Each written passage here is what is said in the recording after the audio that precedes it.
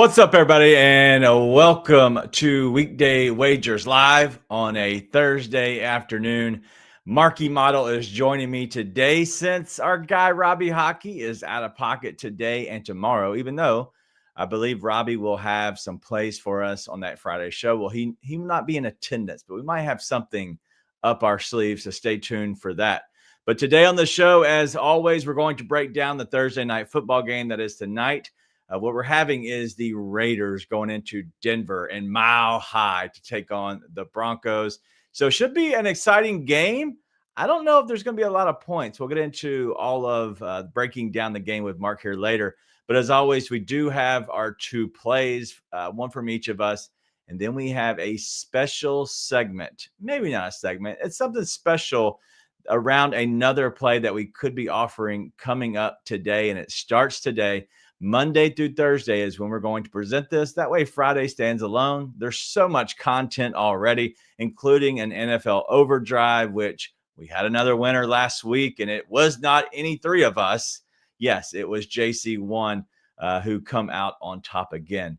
But at the end of the show, as always, we're going to look at the primetime pay dirt, see who's getting into the end zone.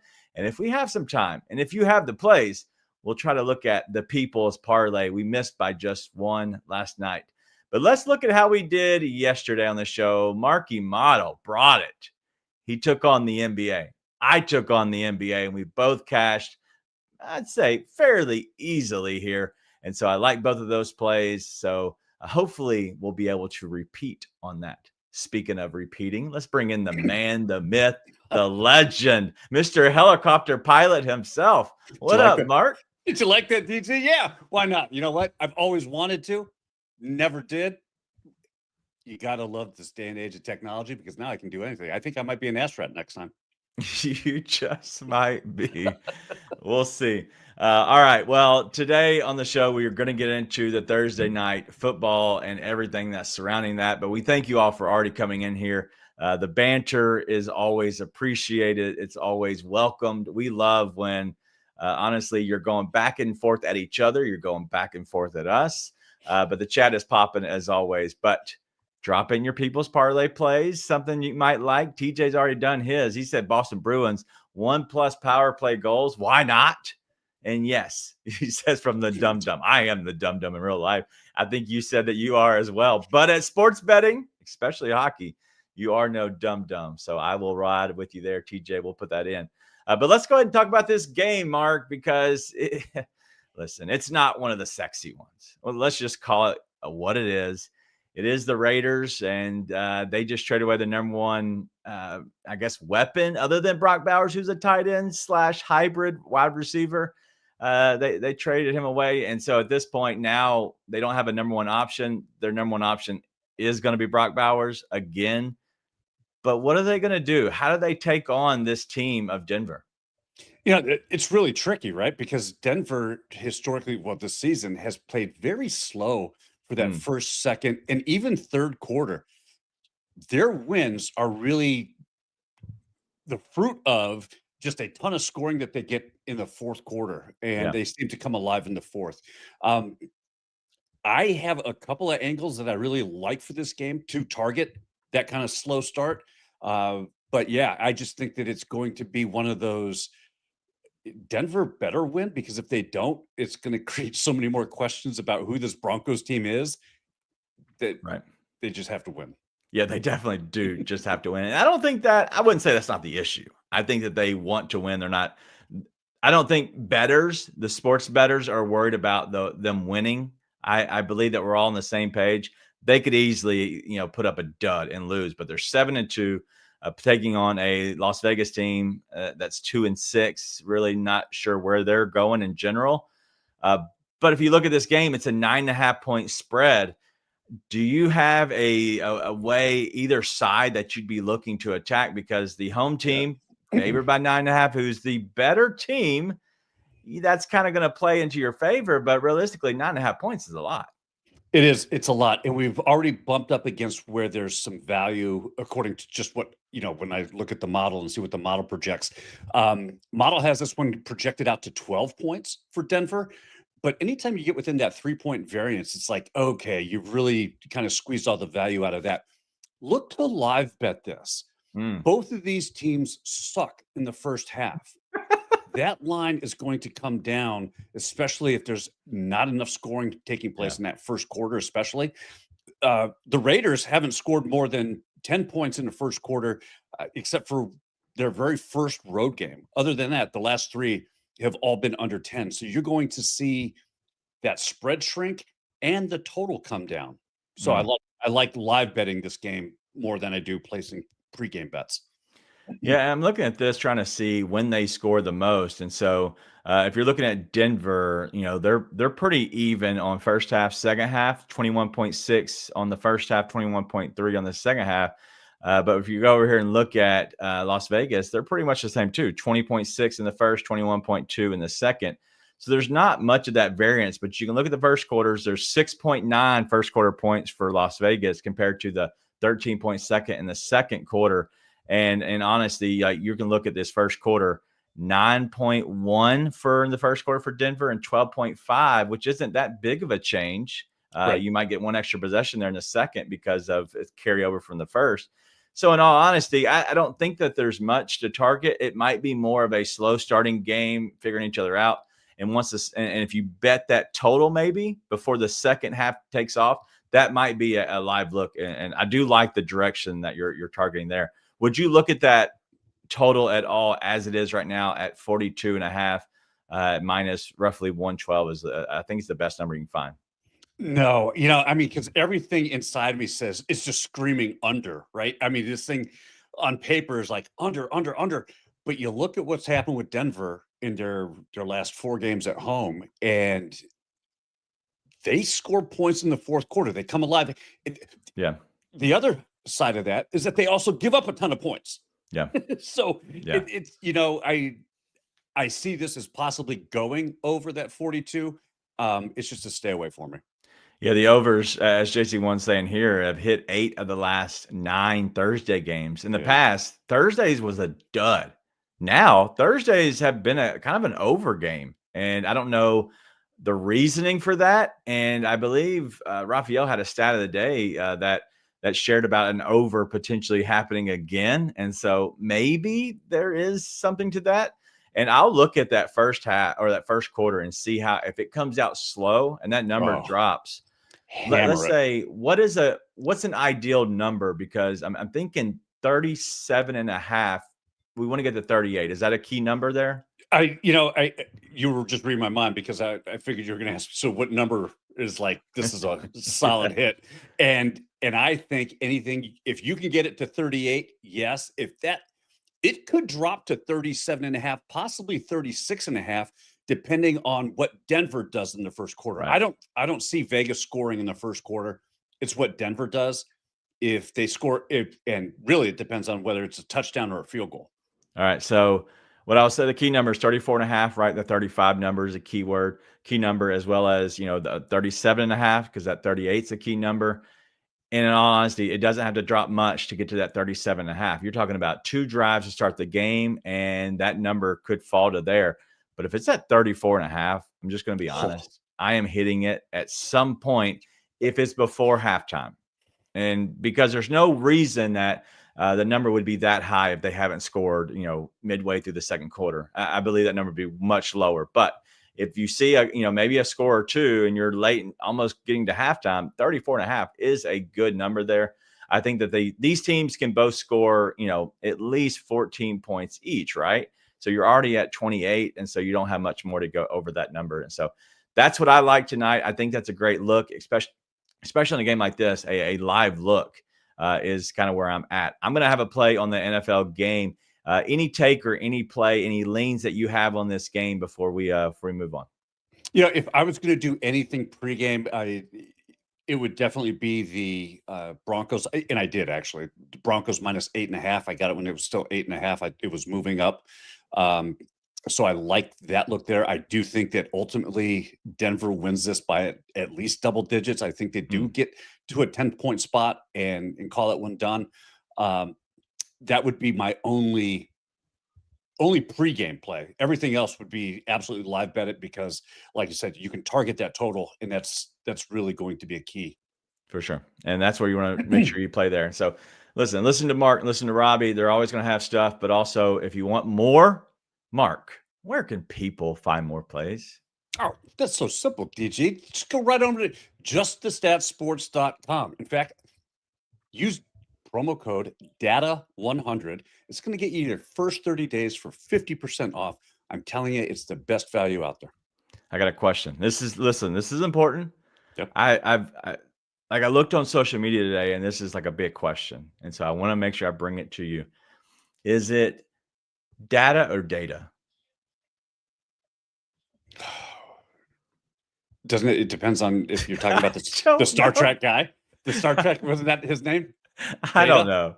But like I've heard people say data and data in my life. I'm like, I don't know which one to use. Is it a niche or a niche? I don't know which is which. All right. Tomato. I don't know where we're at, but I know tomato's the right way to say on that one. Ant. Do you know what I mean? Yeah, whatever. I thought I'd share that. But something else, if you're looking for more plays, Marky Motto, look at what you've done. You've brought everyone more of the Chuck Mark, the Chuckster himself. Tell everybody a little bit more of what y'all did this week in videos and maybe what's upcoming. Yeah, look, we had such a fun time. It's so interesting. I was able to sit down with Chuck, and we did 2 videos on both the Champions League and the Europa League.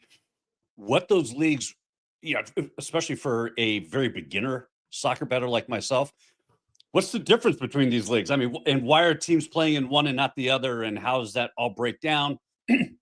He explained it also well, and then started giving out his plays on what he really liked. He had, was it Marseille? To get upset. Yeah, I think it was Marseille to get upset. And it was Atalanta. And he called it perfectly. He said this Marseille team is just, for whatever reason, when they play at home, they don't do very well at Atlanta from Serie A. Came in as a visitor, was upstart, and they ended up winning 1-0. So you get nuggets of information and insight into how his process works and why he's targeting certain games. That and he's on the morning show for Coaching Company Mondays and Fridays. He's still doing that and giving but the time constraints for his giving out plays, he doesn't have a lot of time to really dive deep and give you a number of different looks. So yeah, we were able to do that. A lot of fun. We'll do it again on Monday. We're going to be dropping some more, both for games across the pond and then here in the MLS, because it's a gold mine. I'm more excited for the MLS gold mine episodes than anything, because I love betting on the MLS, because I feel like he never misses. I know he'll end up missing the first week somehow, some way, now that I've kind of teased it like that. Yeah, I've jinxed it completely. But I love Chuck, and we were just messaging back and forth just as friends. And he's like, hey, if we ever want to do anything, let me know. I'm always open, and got my wheels churning, and we went back and forth a little bit, and it became like, hey, I'd love to just give more insight. And my thought was, I would love to get more insight from Chuck. And these might not be straight bets. You might not get like, hey, bet this team for this. What you're going to get is pulling back the onion a little bit and saying, hey, this is kind of where my thought is. And then if you're a subscriber to his, feel free. Like, you're going to continue to get those plays. And he'll give you plays throughout an episode at some point without even realizing it sometimes. So I'd make sure you stay tuned to that, because Chuck is the best. Chuck is the GOAT, as Joe says. Absolutely. And so we love Chuck. And so he is a guy that will always be a part of us some way, somehow. It's just how we use him. We don't know. And so that's kind of what we're looking forward to do as we continue to do this. But guess what time it is? We talked about Thursday night football. So I think it's only fitting that we give some plays, but right after this. Hey, what's up, everybody? It's your boy Seabass, the only 5-star chef in the game. We all know sports betting is full of bad beats and tough calls, but when it comes to flavor, there's no second guessing. Bassett's Blends is the plus EV lock of every meal. We don't need a stinking model. Crafted with winning spices and bold taste, Bassett's Blends comes in 3 flavors: original, hot, and no salt. That's going to turn chicken, steak, vegetables, any dish into a can't-miss cover every night. With Bassett's Blends, there's no bad beats, no flavor fades, just guaranteed greatness. Check out the link right here where you can pick up your Bassett's Blends for a guaranteed lock every single night. All right, let's sprinkle a little spice on this one. We're going to go Brock Bowers. We're going to over the 65.5 receiving yards at minus 115.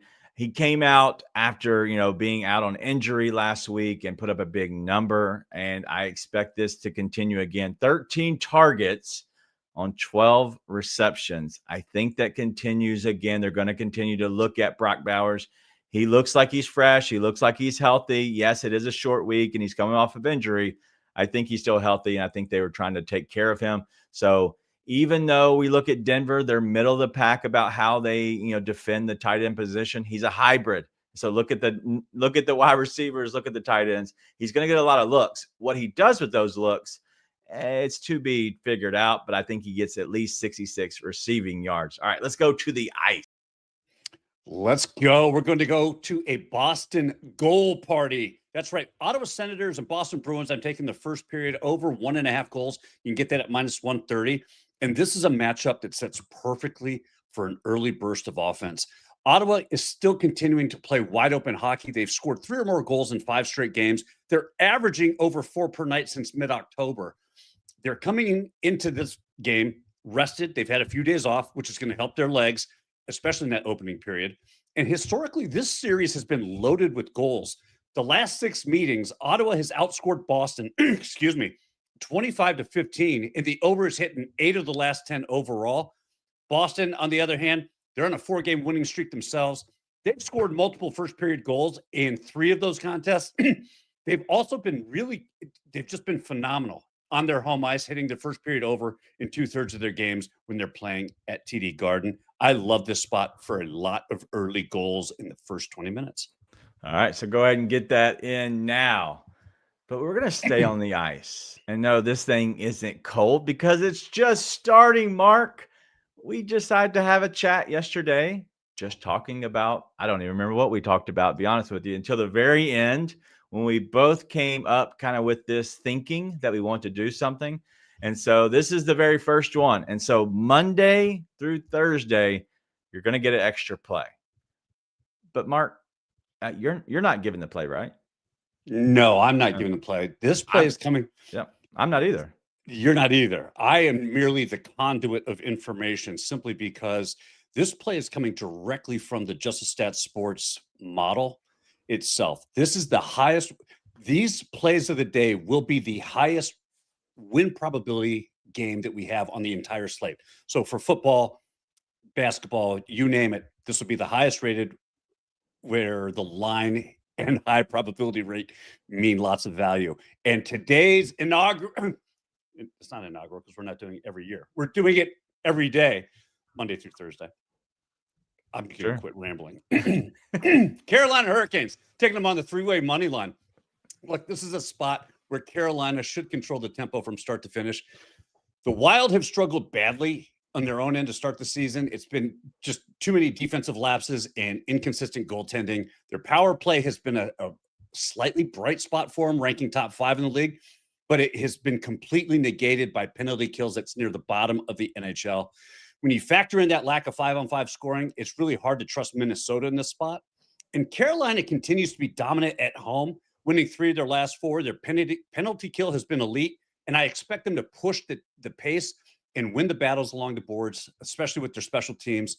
The model rating for this has it as a projected win at 60.8%. So I love the spot here, especially for the value with the odds. All right. So we're going to keep tracking these because I think it's only right. We want to make sure that we're, showing a little bit behind the scenes, but also showing off the model that has been on fire. And so we're not exactly sure, to be very honest. This is an idea that we kind of came up with, like we said last night. And so we want to bring the model to be a part of the show as much as possible because, one, it is on fire and it does consistently cash. And so we're going to go ahead and continue to keep doing these. So if you're already a fan of juststatsports.com, or if you're just showing up and seeing the free play of the day, this is different. We're always going to have, this is a weekday wagers play of the day from juststatsports.com. So you're getting a little bit more from us. And I will say that this play won't be given out anywhere else but here. Yeah. And I forgot to mention this. When the numbers align that they do and the model triggers on this, this play is hit in 22 of 27 games so far this season, which is 81% when these conditions are met.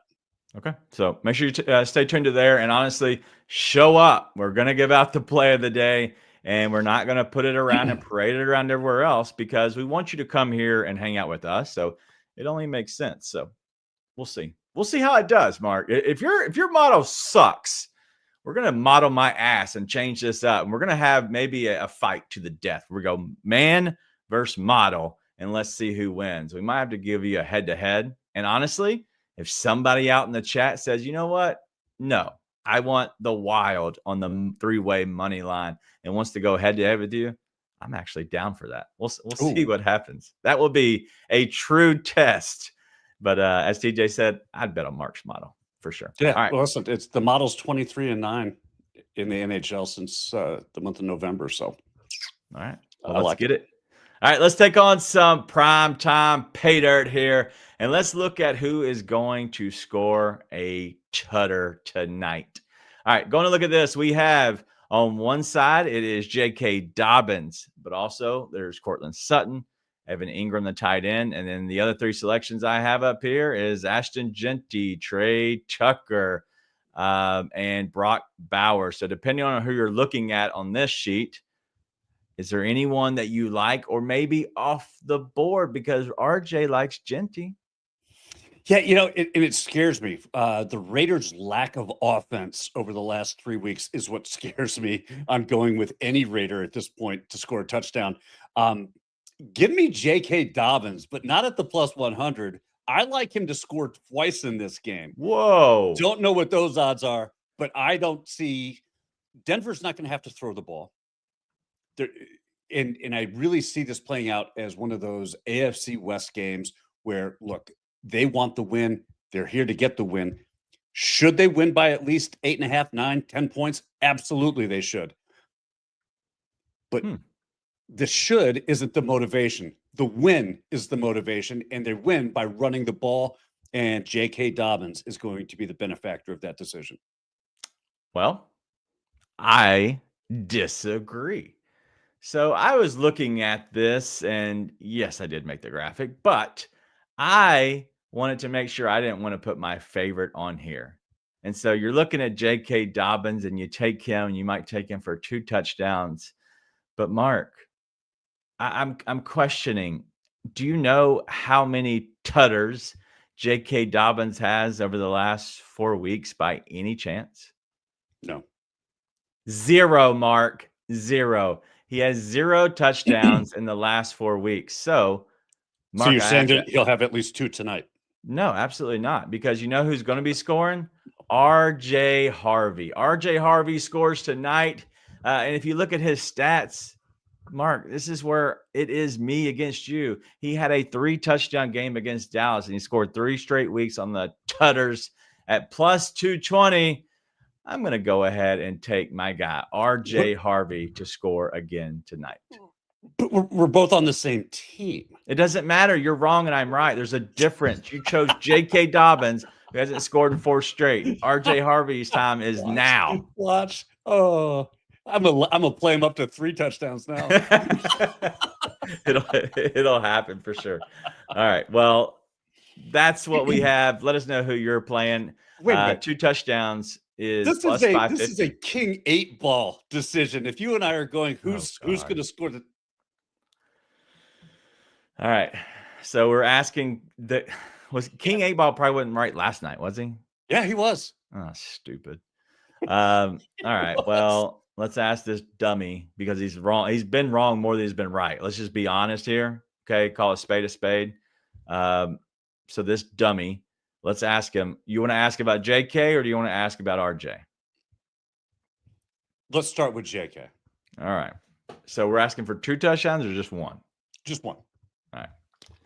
Mr. Dumb Idiot Stupid King 8 Ball is J.K. Dobbins scoring a touchdown. You know he's doing it now. Come on. Reply hazy. Try again. Exactly. This thing is more drunk than former Grizzlies players going to Arkansas. All right. Let's go and ask again. One more time is all I'm getting you here. And if you don't know about that information, well, that's something you should Google. All right. Google. Mr. Dumb King 8 Ball, is J.K. Dobbins scoring a touchdown tonight? Without a doubt. That's so stupid. So stupid because that happened yesterday, and I've never seen without a doubt until literally yesterday and today. That's so dumb. And not only did Connor Bedard score a goal, he also got an assist. So stupid.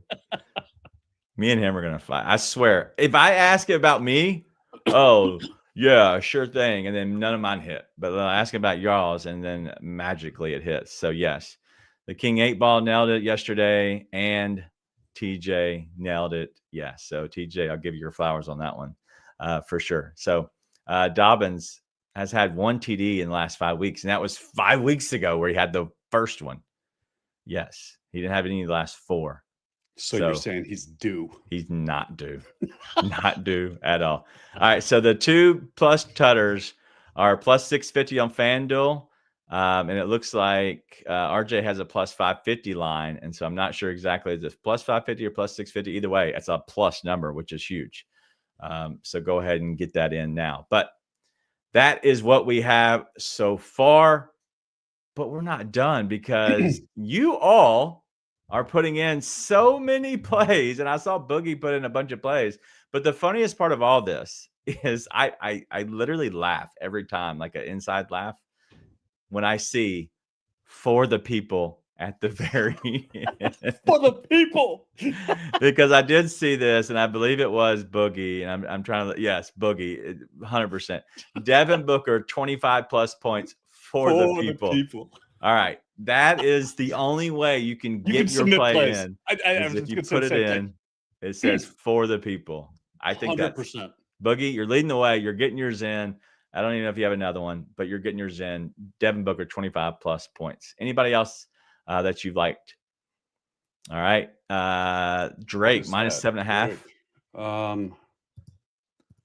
Well, first of all, let me double check here real quick. Hey, let me go through all of them real quick before you start. Okay, go ahead. All right. So we have TJ that said Boston Bruins 1+ power play goal, minus 105.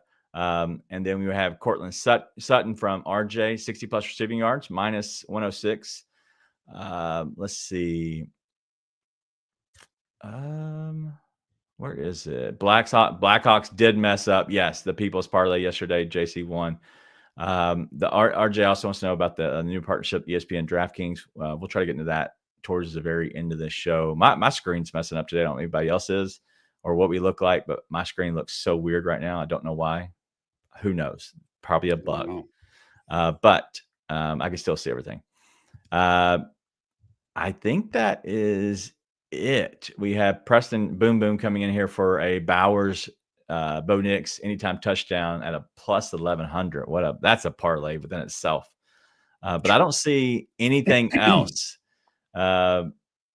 Nate G says David Pasternak. I think I said that right. Anytime goal plus 120 on FanDuel. I don't know if that should be put. That's a plus money already. I think unless you love it, I don't want to screw up the People's Parlay.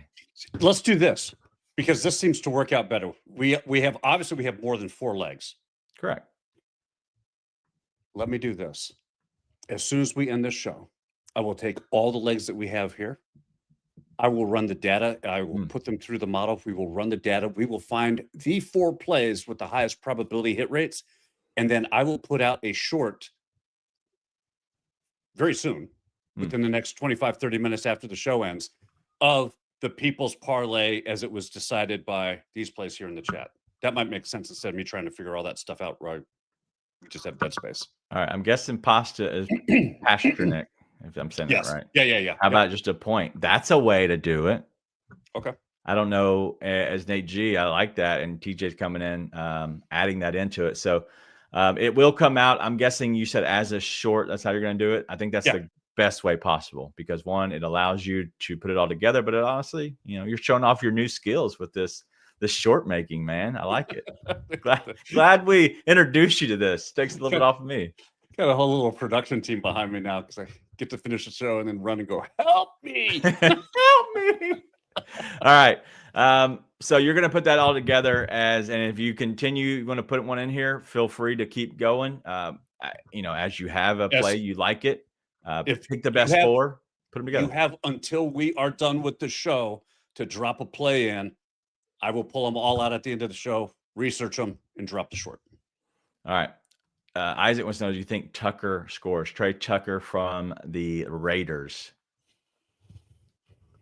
Any suggestion? I don't know if anybody. I don't want to pick any, and I like Trey Tucker. I just don't want to put anybody on the Raiders side because I don't know what they're going to do. I don't know that you can trust the Raiders enough at this point. I mean, I'm looking at what they've done. The last 2 road games at Indianapolis and at Kansas City, they've scored a total of 6 points. That's the issue. Yeah.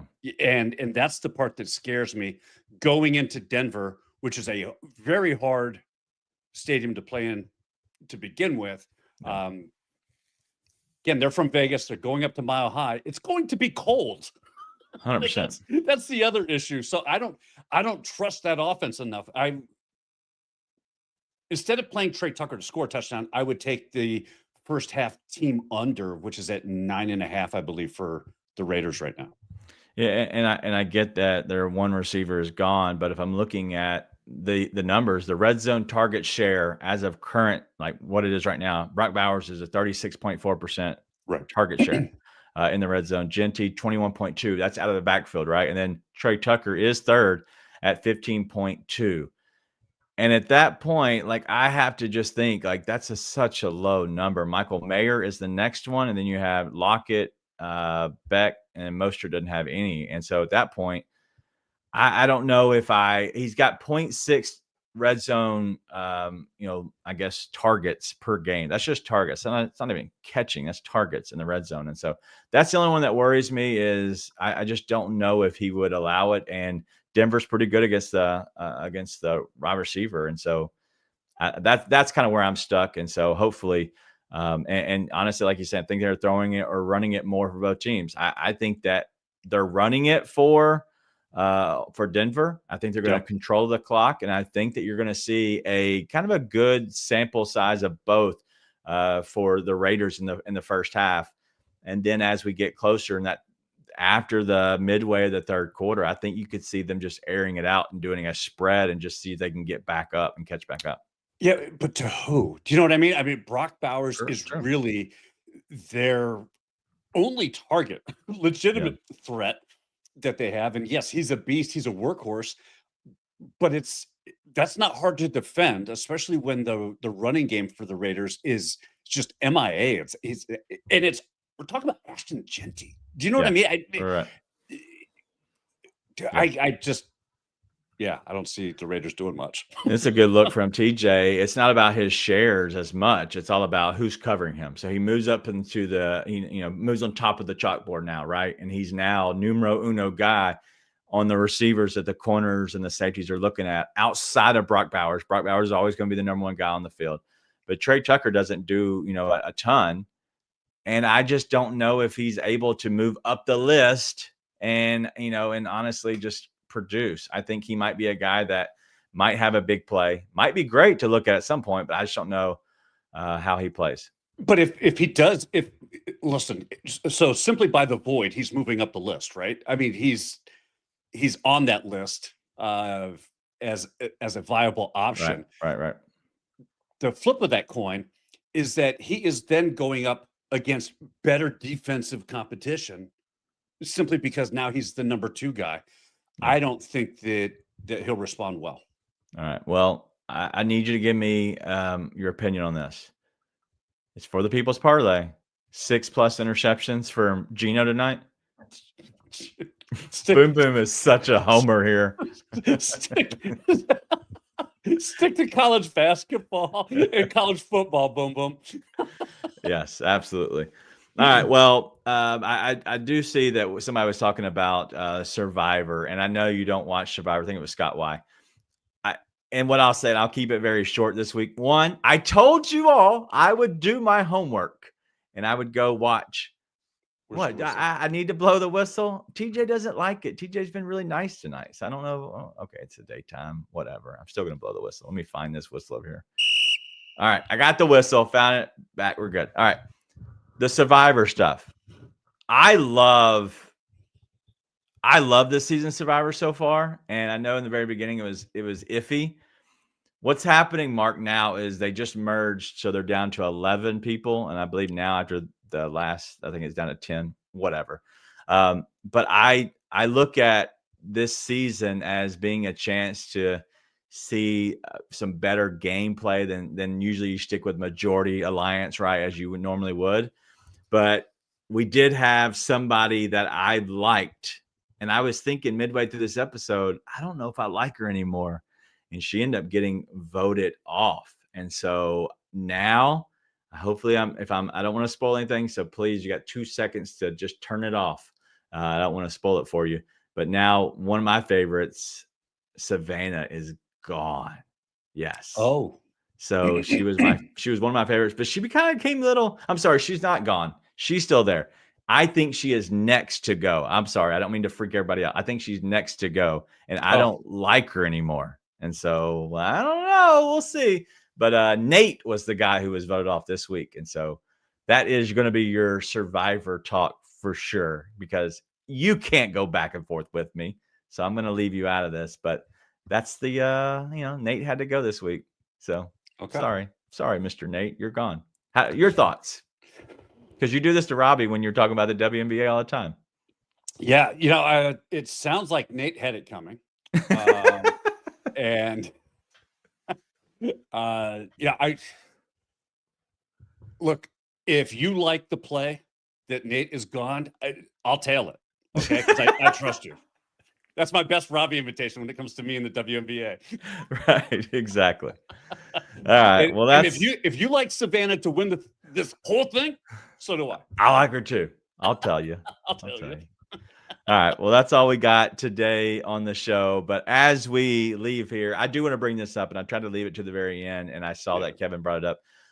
Is the Marshawn Kneeland. If you saw the game last week, it was the Monday night game, and it was the Cowboys taking on the Arizona Cardinals. It was a block punt. Marshawn Kneeland, I don't think he blocked it, but he did recover the block punt for a touchdown. Big moment. He was a second-round draft pick. I believe it was last season. And it was a big moment for him in that game last week. And now he, and just to be very honest, we're seeing the reports already, so I'm not sharing anything. I don't believe that is untrue. But it looked like he took his own life after, having a police chase for whatever reasons. And honestly, it doesn't matter. It was still a police chase. I don't care which side or anything, the details of it. And he felt like he needed to take his own life. And so what I will say is that is very sad for the family. If you're a fan of whoever, whatever sport, and if you hate the Cowboys, this is not the time to be a troll. I promise. I know people will be that sometimes. Don't be that person. Remember, these are, people. These are humans.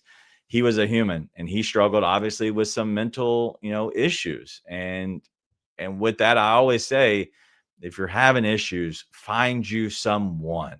And it might be weird, and it might be a brother saying something to another brother. It might be your friend. You might be your guy, and you don't talk like that. Like, you don't come to them with your problems, but you got to find somebody. And if you can find you somebody, it'll make you a better person for you, for your family, for whoever. But it'll also help you keep you here with us, because at the end of the day, we want you here with us because all of us together make up what this is in this crazy world, for sure. Yeah. When I was in the military, we used to call it buddy check, right? You always check in on your buddy. And sometimes we all have people in our lives. Those are those people that you don't know what's going on unless you ask them what's going on. And so a lot of times we get caught up in our own busy world, and our lives are all busy. I get that. Yep. I understand that. But reach out to somebody today and just check in and say, hey, I was just checking to see how you're doing. Want to make sure everything's okay. And who knows? You could change somebody's life. Yeah, for sure. It's one phone call, one moment. And what I'm learning to be is more positive, because sometimes I can be a little negative or hard on my kiddos from sports or whatever, just being in general. But what I'm learning myself is I kind of need to let that down. And after becoming a girl dad, this has helped me tremendously. I used to be worse than this, Mark. Okay, worse than how I am. You're tougher. Well, in all fairness, you are facing your second consecutive 9-year-old soccer championship, so I get it. But yes, I'm learning as being a girl dad. It's okay to have emotions. It's okay to be a little bit more vulnerable. And in all honesty, it's helped me do these shows personally. And that's just pulling the curtain back completely. Like, it's helped me just kind of let people into my life. I share about my family all the time. My what is she now? 7-year-old. She's in the other room, and she woke up with 104-degree temperature. It sucked. But you know what? I will share that story because it allows people to get to know us, and allows me to open up about myself. That way I don't have, these issues. And if they do, hopefully it stops them a little earlier. So the reason I say that is not because of me, but I want people to open up and be yourself. Share with us. If you have issues, we'll talk to you all day long. If you have something, if you want to put it in the chat, if you want to reach out to either one of us on our social privately, media. you reach out to us privately. Let us know. And if you need help, by all means, we'll be more than happy to take time out of our day to make sure that you're okay. And so I know it is a real thing. People can laugh it off and say you're soft, whatever. It's a real thing. You don't have to necessarily go out and get the professional help. That's what you're going to end up needing, right? But all we can do is help each other. And I think at the end of the day, this sucks. Should not have happened, but it did. And so if you can be a friend to somebody that needs a friend, take the time and do your best to help each other, because we're all going through it. We're all struggling at something. Just sometimes we're better at hiding it than others. So hopefully everybody continues their day and has a great day. We love to laugh. We love to have a lot of fun on this show. We hope we make you cash and help you keep cashing with helping you get a little smarter at betting. But we also want to keep it real. And we also want to be honest about that and let you know that we do love you. We do care about every one of you. And we thank you for being a part of our day. We'll see you all tomorrow. It's a Friday show. It's going to be a lot of fun. We'll see you then.